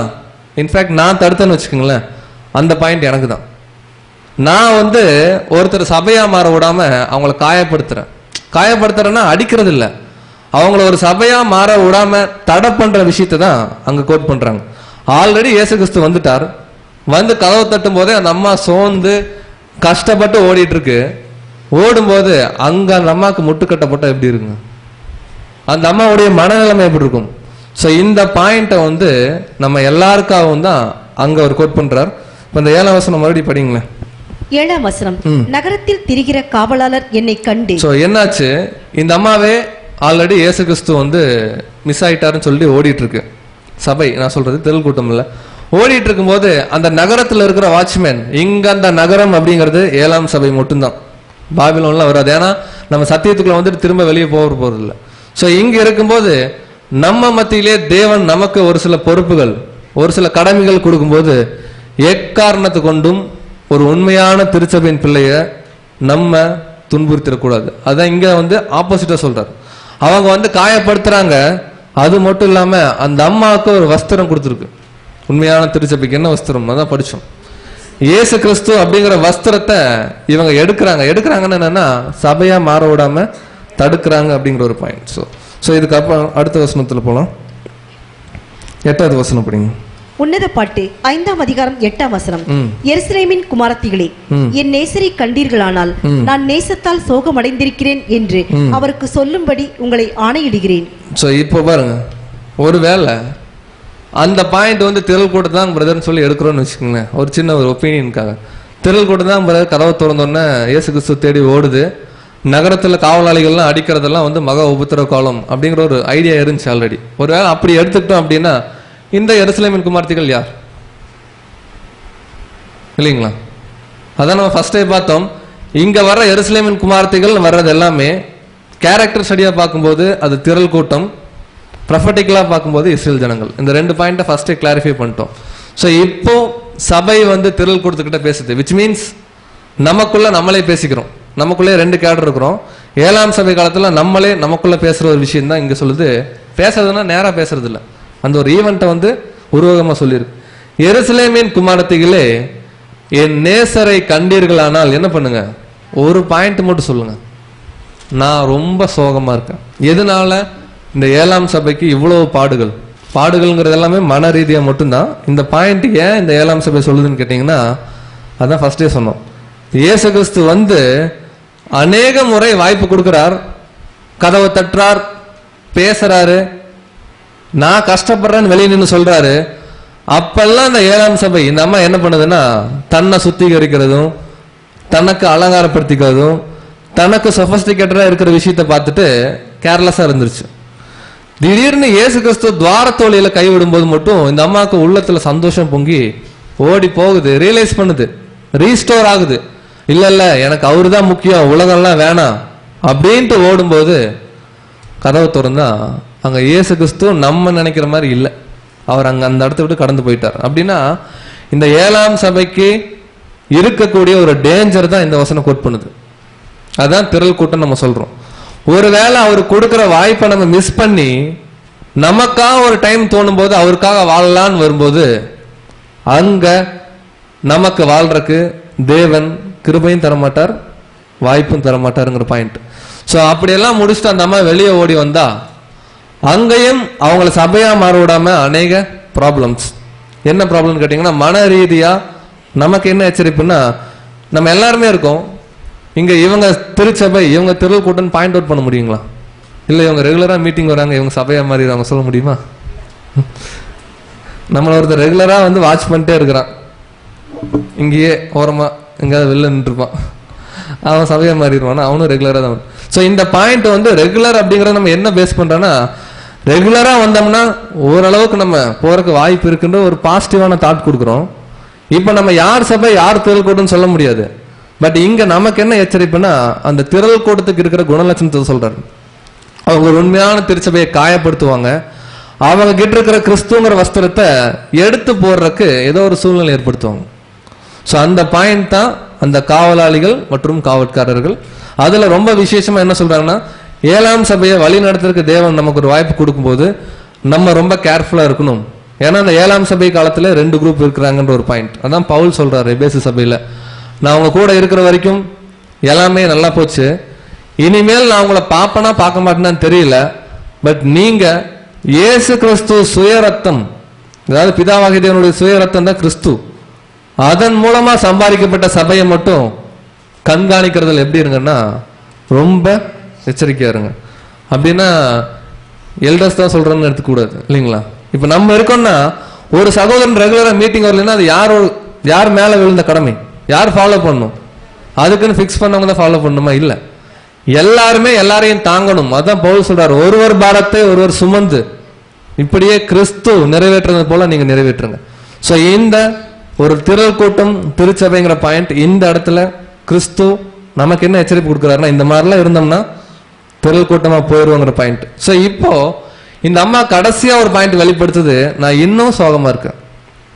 இயேசு கிறிஸ்துவையும் கரெக்டா மீட் பண்ண முடியல, அதுலயும் பலவீனம். வெளில போனா அடி உத, அதுலயும் பலவீனம். கடைசியா நமக்குள்ளேயே நம்ம டிஸ்கஸ் பண்ற ஒரு பாயிண்ட் என்ன பாயிண்ட்னா, இயேசு கிறிஸ்து பாத்தீங்கன்னா தயவு செஞ்சு ஒரு பாயிண்ட் சொல்லுங்க, நான் ரொம்ப சோகமா இருக்கேன், எப்படியாவது என் மணவாளனோட நான் சேரணும், அவரோட போய் நான் இணையணும் அப்படிங்கிற ஒரு பாயிண்ட் இங்க சபை சொல்லுது. இதே மாதிரி ஒரு வசனம் படிச்சிருக்கோம், அப்போ சபை இதான் சொல்லும், எருசலேமின் குமாரத்தி பத்து. இந்த வசனம் அப்பதே போட்டோம். உன்னத பாட்டு 2ஆம் அதிகாரம் 5வது வசனம். உன்னத பாட்டு 2ஆம் அதிகாரம் 5ஆம் வசனம். திராட்சை ரசத்தால் என்னை தேற்றுங்கள், கிச்சிலி பழங்களால் என்னை ஆற்றுங்கள், நேசத்தால் சோகமடைந்திருக்கிறேன். சோ இந்த 2ஆம் அதிகாரத்துல சொல்லக்கூடிய சோகம் என்னன்னு கேட்டீங்கன்னா, இயேசு கிறிஸ்து கூடயே இருந்துட்டு திடீர்னு உலகத்துக்குள்ள போயிட்டு அந்த அம்மா டக்குன்னு ஸ்லிப் ஆயிருது. உடனே சொல்லுது, இல்ல இல்ல அவர் வேணும், நான் ரொம்ப சோகமா இருக்கேன்னு சொல்லுது. பட் 5ஆம் அதிகாரத்துல சொல்ற சோகம் என்னன்னு கேட்டீங்கன்னா, அதை காட்டிலும் ஒரு படி மேல. யோசிச்சு பாருங்க, ஃபாரின்ல இருந்து யாரோ ஒருத்தர் வராங்க, நமக்கு ரொம்ப வேண்டப்பட்டவங்க, சரிங்களா, வந்து நமக்காக வெயிட் பண்ணிட்டு இருக்காங்க. அவங்கள இப்ப விட்டா இதுக்கு மேல பார்க்க முடியாது. இந்த சுச்சுவேஷன்லாம் செட் ஆகுமான்னு தெரியல நமக்குலாம், போனா போட்டுங்க போதுன்றோம். இருந்தாலும் கரெக்டா அவங்கள பார்க்க போலான்னு போகும்போது அவர் ரொம்ப நேரம் வெயிட் பண்ணி பார்த்துட்டு போயிட்டார். ஆனா அவங்கள நம்ம பார்க்கணும்னு பல வருஷமா ஏங்கி இருக்கோம். இந்த சுச்சுவேஷன் தான் இங்க சபை சொல்லுது, நான் ரொம்ப சோகமா இருக்கேன், ஏன்னா என்னுடைய மணவாளன் அவரை காணோம், அவரை நான் தேடி தேடி பார்க்கறேன், கண்டுபிடிக்க முடியல. பட் நீங்க என்ன பண்ணுங்கன்னா, எங்காவது பார்த்தீங்கன்னா சொல்லுங்க அப்படின்னு நமக்குள்ள நம்மளே பேசிக்கிற ஒரு வார்த்தை தான் இங்க அடையாளப்படுத்துது. ஸோ இந்த பாயிண்ட் என்னன்னு கேட்டீங்கன்னா, கடைசியா ஒரு வாய்ப்பு கொடுக்குறாரு சபைக்கு. நம்ம கிட்ட இருக்கிற குறைகளை நம்ம ரியலைஸ் பண்ணிட்டு, நம்மளை நாமளே செல்ஃப் எக்ஸாமின், சுய பரிசோதனை பண்ணிட்டு திரும்ப போய் கிறிஸ்துவோட சேர்றதுக்கு ஒரு வாய்ப்பு. அது 6ஆம் அதிகாரம் 3ஆம் வசனத்துல இருந்து அப்படி கண்டினியூ ஆகும், சபை எப்படி சேர்ந்துச்சு என்ன விஷயம் அப்படிங்கிறது. ஸோ இப்போ கடைசியா ஒரு வசனம் படிங்க, இந்த வசனம் கிளியர் பண்ணும். சங்கீதம் 119 81 முதல் 83 வரை. 119ஆம் சங்கீதம் 81ஆம் வசனம் முதல். உம்முடைய ரட்சிப்புக்கு என் ஆத்துமா தவிக்கிறது. ஸோ சபை பேசக்கூடிய ஒரு முக்கியமான பாயிண்ட், என்னுடைய ஆத்மா எதற்காக தான் இப்ப தவிக்குதுன்னு கேட்டீங்கன்னா, ஒரே பாயிண்ட் நம்மளுக்கு 7ஆம் சபைக்கு ரட்சிப்பு. முடிவு பரியந்தம் நிலைநிற்பவன் தான் ரட்சிக்கப்படுவான். அது நம்ம சகோதரர்கள் சொன்னாங்க. அடுத்த பாயிண்ட் வாங்க. உம்முடைய வசனத்துக்கு காத்திருக்கிறேன். சோ இப்போ நம்ம கிட்ட இருக்கிற ஒரே தியானம், ஏன்னா பாருங்க, அவர் செகண்ட் கம்மிங்ல வந்து பரிசுத்தவான்களை கூப்பிட்டாச்சு, அவர் இன்னமும் வெயிட் பண்றார் அப்படின்னா ஒரே ரீசன் என்னன்னு கேட்டீங்கன்னா, அந்த மீதி இருக்கிற பாதாங்கம் அவரோட போய் சேரணுங்கிறதுக்காக மட்டும்தான். அதுக்கு நிறைய முயற்சி எடுக்கிறார். கதவை தட்டுறார், ஓபன் பண்ணா சாப்பாடு போடுறேங்கிறாரு, நான் வெயிட் பண்றேன், என் தலை பணியால நினைதுங்கிறாரு, என்னென்னமோ சொல்லி பார்க்கிறார். பட் இன்னமும் இந்த 7ஆம் சபையாகிய நாம் ஃபுல்லா ரியலைஸ் பண்ணல. அப்படியே உலகம், அப்படியே கிறிஸ்துவ வாழ்க்கை, உலகம் கிறிஸ்துவ வாழ்க்கை அப்படியே பாயிண்ட்ல இருக்கும்போது அவர் சொல்லக்கூடிய விஷயம் என்னன்னு கேட்டீங்கன்னா, இந்த பாயிண்ட் தான் நம்ம ரியலைஸ் பண்ணணும். உங்களுடைய ரட்சிப்புக்காக என் ஆத்மா காத்திருக்கு, இதை தவிர வேற எதுவுமே சொல்ல முடியாது. இந்த 7ஆம் சபையில நான் நல்லா ஒர்க் பண்ணிட்டேன், தேவனே என்னை கூப்பிடுங்கலாம் போல்டா சொல்ல முடியாது. நான் வெயிட் பண்றேன், என்னை எப்படியாவது ரட்சித்துருங்க. அடுத்த பாயிண்ட், எப்பொழுது என்னை தேற்றுவீர் என்று உம்முடைய வாக்கின் மேல் நோக்கமாய் என் கண்கள் பூத்து போகிறது. சோ எப்பெல்லாம் இயேசு கிறிஸ்து நம்மளை தேற்றுவார், அவர் எதுலதான் தேற்ற போகும், டைரக்டாலாம் பேச மாட்டார். ஒவ்வொரு நாளும் நம்ம பைபிள் படிக்கும் போதும் நமக்கு சத்தியங்கள் பரிமாறப்படும் போதும் நம்ம மனசு ஆல்ரெடி சோர்ந்து போயிட்டோம். ஏன்னா இன்னமும் இயேசு கிறிஸ்துவோட போய் சேர முடியாத ஒரு சூழ்நிலை. இப்ப தேற்ற ஒரே விஷயம், ஒரே ஆறுதல் இந்த சத்தியம் மட்டும்தான். அடுத்தது 83ஆம் வசனம். புகையில் உள்ள துருத்தியை போலானேன், உமது பிரமாணங்களையோ மறவேன். சோ புகையில் உள்ள துருத்தியை போலானேன்னு எப்படிங்க? புகையில் இருக்கிற துருத்தி, அதாவது கண்டிஷன் ஒண்ணும் இல்லை, அப்படி இருக்கிறேன். பட் ஒரே விஷயம் நான் அஷூரன்ஸ் கொடுக்குறேன், நீங்க கற்றுக் கொடுக்குற பிரமாணத்தை மட்டும் என்ன பண்ண மாட்டேன்னா மறக்கவே மாட்டேன். ஸோ 7ஆம் சபையை சொல்லக்கூடிய ஒரு முக்கியமான பாயிண்ட், இந்த 5ஆம் அதிகாரமே எப்படி எழுதியிருக்காங்கன்னா 7th சர்ச்சோடைய ஸ்பிரிட்னு தான் எழுதியிருக்காங்க டாபிக்கே. இதில் திரள் கூட்டம் வருது, ஒரு ஆங்கிளில் பார்த்தா சபை வருது, எல்லாமே ஓகே. பட் இது எல்லாமே எங்க நடக்கிறதுங்கிறத கிளியரா என்ன சொல்றாங்கன்னா சகோதரர்கள், 7ஆம் சபை காலத்துல தான். ஸோ இதுக்குள்ளதான் திரள் கூட்டம் இருக்கு, சபையும் இருக்கு. பட் வசனம் வந்து திரள் கூட்டத்துக்காகலாம் பேசல. சபை இப்படியெல்லாம் இருக்கக்கூடாது, இப்படி இருந்தாங்க அப்படின்னா அவங்களுடைய கண்டிஷன் வேற மாதிரி போயிடும், அதான் அங்க சொல்றாங்க. ஸோ இன்னைக்கு பார்த்த இந்த காரியங்களை ஒரு டைம் ரீகால் பண்ணலாம். 4th வசனத்திலிருந்து படித்தோம். கிறிஸ்து வந்து வெயிட் பண்ணிட்டே இருக்கார், கதவை தட்டுறார். நம்ம போய் ஓப்பன் பண்ணும்போது கிறிஸ்து அங்க இல்லை. இந்த அம்மா அங்கிருந்து கடந்து போகும்போது வெளியே இருக்கிற காவல்காரரும் காவலாளிகளும் இந்த அம்மாவை அடிச்சு இந்த அம்மாவுக்கு இருக்கிற ட்ரெஸ்ஸை எடுத்துடுறாங்க. கடைசியா அந்த அம்மா என்னதான் சொல்லுதுன்னு கேட்டீங்கன்னா ரொம்ப பயங்கர ஃபீலிங் ஆயிடுச்சு. என்ன சொல்லுதுன்னா, எருசலேமின் குமார்த்தி அவங்களுக்குள்ளேயே பேசிக்கிறாங்க ஆக்சுவலா. ஏன்னா இங்க வந்து யார் சபை யார் திருக்கூடன்னு சொல்ல முடியாது. ஸோ இங்க சபை மனசுக்குள்ள பேசுற ஒரு வார்த்தை என்னன்னா, இயேசு கிறிஸ்து பார்த்தீங்கன்னா சொல்லுங்க நான் ரொம்ப சோகமா இருக்கேன். என்ன சோகம்னு கேட்டீங்கன்னா, ஃபர்ஸ்ட் டைம் அவர் ஒரு டைம் வாய்ப்பு கொடுக்கும்போது மிஸ் பண்ணிட்டேன். இன்னைக்கு பாருங்க, தேவன் கிறிஸ்துவுக்காக வாழ்ற நமக்கு எவ்வளவு வாய்ப்பு கொடுத்துருக்காருங்க. இவ்வளவு நாள் நம்ம பேப்டிஸ்ட் எடுத்ததுல இருந்து பல வாய்ப்பு கொடுத்துருக்காரு. பட் பல வாய்ப்பையும் நம்ம பிரயோஜனப்படுத்தணுமான்னு கேட்டோம்னா தெரியல. டைரியிலலாம் நோட் பண்ணல. ஏன்னா நோட் பண்ணியிருந்தோம்னா கண்டிப்பாக எல்லா வாய்ப்பையும் யூஸ் பண்ணியிருப்போன்னு அர்த்தம். ஸோ இன்னைக்கு அவர் கொடுக்குற எச்சரிப்பு என்னன்னா, இது திரள் கூட்டமா திருச்சபையா அப்படிங்கிற கிளாரிஃபிகேஷனுக்காக நம்ம பார்க்கல. என்ன பாயிண்ட் அவர் கொடுக்குறாருன்னா, இந்த மாதிரி கண்டிஷன்ல இருக்கிறவங்க எல்லாம் திருச்சபை இல்லை அப்படிங்கிறது தான் அங்க சொல்றாங்க. நகரத்தில் இருக்கிற வாட்ச்மேன் துன்புறுத்துறாங்க. துன்புறுத்துறது அப்படின்னா, ஒரு உண்மையான ஒரு தேவனுடைய பிள்ளை அவர் இவர் தான் இன்னார் தான் நம்ம சொல்ல முடியாது. பட் அவரை திருச்சபையா மாற விடாம நம்முடைய குணலட்சணமோ இல்லை நம்முடைய நடவடிக்கையோ அவர் அந்த பாயிண்ட்ல இருந்து கொஞ்சம் வழி விலக செஞ்சு அப்படின்னா கிளியர் ஐடென்டிஃபிகேஷன் என்னன்னா, இந்த திரள் கூட்டம் நம்ம தான். அந்த பாயிண்ட் தேவன் கொடுக்குறார். ஸோ அந்த மாதிரி ஒரு நேச்சருக்கு போகக்கூடாது. மனவாளனை தேடி அந்த அம்மா அப்படி கடைசியா போய் சொல்லுது, அவரை பார்த்தீங்கன்னா நான் ரொம்ப ஃபீல் பண்றேன்னு சொல்லுங்க. ஸோ அந்த ஃபீலிங் என்னன்னா, கடைசியா சபை வந்து தான் விட்ட வாய்ப்பெல்லாம் நினைச்சு ஃபீல் பண்ணிட்டு இயேசு கிறிஸ்துவோட போய் சேர்ந்துடணும் அப்படிங்கிற ஒரு முழு மனநிலைமையோட சொல்லுது. அதுக்கு அந்த அம்மா அடுத்த வாரம் கேட்கும். என்ன கேட்கும்னா, ஆமாம்மா உன் நேசருங்கிறையே அவர் எப்பேற்பட்டவர் அப்படின்னு கேட்கும் எருசலேமின் குமாரத்தி. அப்புறம் சபை சொல்லும், அவர் தலை தங்கம் போல இருக்கு. ஸோ அவர் தலை தங்கம், அதெல்லாம் பார்க்கலாம் அடுத்த வாரம், ரொம்ப சூப்பராக இருக்கும். தலை அப்படின்னா இயேசு கிறிஸ்துவுக்கு தலை யாருங்க? சபைக்கு தலை கிறிஸ்து, கிறிஸ்துவுக்கு தலை பிதாவாகி தேவன். அந்த தலை தங்கமா இருக்குன்னா சிம்பிள், தெய்வீக குணலட்சணத்தோட எங்க அப்பா இருக்காருங்கிறார். சபை சொல்லுது பிதாவாகி தேவனை பத்தி. ஸோ ஒவ்வொரு பாயிண்டா எப்படி இயேசு கிறிஸ்து சொன்னார் 4ஆம் அதிகாரத்துல, உன்னுடைய கூந்தல் கீழையாயத்திலிருந்து மேலே ஏறி வர அந்த ஆட்டுக்குட்டிகள் கூடிய ரோமத்தை போல இருக்கு. உன் பற்கள் வந்து அந்த செம்மறியாட்டை கத்தரிச்சு குளிப்பாட்டினதுக்கு ஒப்பா இருக்கு. உன் கன்னங்கள் வெடித்த மாதுளம். இப்படியெல்லாம் சபை சொல்லுச்சு இல்லைங்களா? இதே போல இப்படியெல்லாம் கிறிஸ்து சொன்னார் இல்லைங்களா? இதே போல சபை வந்து அடுத்த வாரம் என்ன சொல்லணும்னா, நம்ம ஆண்டவர் நம்முடைய மனவாளன் எவ்வளவு அழகா இருக்கார், அவருடைய விஷயமெல்லாம் என்ன, இதெல்லாம் சொல்லி முடிச்சோன்னே 6ஆம் அதிகாரம் 3ஆம் வசனத்துல கிறிஸ்து பேச ஆரம்பிப்பார். வாமா அப்படின்னு சொல்லி ஒவ்வொரு பாயிண்டா கோட் பண்ணுவார். இதுக்கப்புறம் அவங்க 2 பேரும் இணையக்கூடிய ஒரு பாயிண்ட் வந்து பின்னாடி தொடர்ந்து ஒவ்வொரு வசனத்துல வரும். ஸோ இந்த 5ஆம் அதிகாரம் இவ்வளவு வரைக்கும் பார்த்ததுல 2 விஷயம் முக்கியமா பார்க்கிறோம். சபை தான் சோர்ந்து போயிருக்கு. அந்த சோர்ந்து போற நிலைமையில சபை எப்படி இருக்கக்கூடாதுங்கிறது தான் அதுக்குள்ள திரள் கூட்டங்கிற ஒரு சின்ன ஒரு பாயிண்ட்டை தேவன் கொடுத்துருக்காருன்னு பார்த்தோம். ஸோ இன்னைக்கு யார் திரள் கூட்டம் யார் திருச்சபைன்னு நம்மளால இன்னைக்கு இல்லை, ஒருத்தர் செத்தா தான் சொல்ல முடியும், செத்தா கூட நம்மளால சொல்ல முடியாது. பட் நம்ம என்ன ரொம்ப கேர்ஃபுல்லா இருக்க வேண்டிய காலத்தில் இருக்கோம்னா, அந்த 7ஆம் சபையுடைய ஸ்பிரிட்டு தான். அவங்க அனலாக இருக்க மாட்டாங்க, குளிராக இருக்க மாட்டாங்க. சில டைம் நல்லா ஜீலாக இருப்பாங்க, சில டைம் அப்படியே ஆப்போசிட்டாக போயிடுவாங்க. நமக்கு என்ன எச்சரிப்புனா, அப்படி ஆப்போசிட்டாக போகவும் கூடாது. எக்காரணத்தை கொண்டும் ஒரு உண்மையான திருச்சபையின் பிள்ளைய டைவர்ட் பண்ணிடவும் கூடாது, துன்புறுத்திடவும் கூடாது, அவங்க மனசு புண்படுற மாதிரி நடந்துக்கவும் கூடாது. பட் யார் திருச்சபைன்னு நமக்கு தெரியாது. அதனால எல்லாரும் எல்லாரோட எப்படி இருக்கணுங்கிற ஒரு முக்கியமான ஒரு எச்சரிப்பை தேவன் இன்னைக்கு கொடுத்துருக்கார்.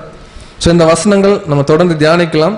இதெல்லாமே ஒரு ஆராய்ச்சிக்குரிய விஷயம் தான். ஒரு சில காரியங்கள் கருகலாக இருந்தாலும் தேவன் கட்டாயமாக இன்னும் வெளிப்படுத்துவார் அப்படிங்கிற ஒரு நம்பிக்கையோட நம்ம கடந்து போவோம். ஸோ தேவன் தாமே இவ்வளோ நேரம் பார்த்த இந்த ஒரு காரியங்களை ஆசீர்வதிப்பாராக. ஆமென்.